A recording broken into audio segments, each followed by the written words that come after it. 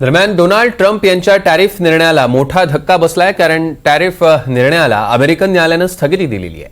Tariff war असंवैधानिक असल्याचं कोर्टानं आपलं मत नोंदवलेलं आहे. या क्षणाची मोठी आणि महत्त्वाची बातमी आपण बघतोय. डोनाल्ड ट्रम्पच्या टॅरिफ निर्णयाला मोठा धक्का. टॅरिफ निर्णयाला अमेरिकन न्यायालयानं स्थगिती दिलेली आहे. टॅरिफ वॉर असंवैधानिक असल्याचं कोर्टानं मत नोंदवलेलं आहे. ग्राफिक्सच्या माध्यमातून एकदा बघूया.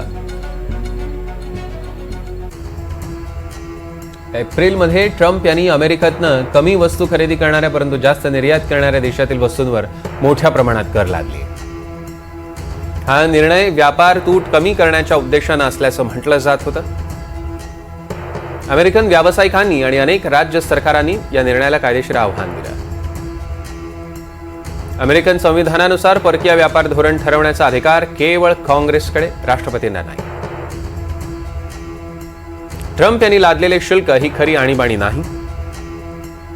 वेळ किंवा व्याप्ती मर्यादा नसलेलं शुल्क लादण्याची राष्ट्रपतींची कृती कायद्याच्या अधिकाराबाहेर जाते.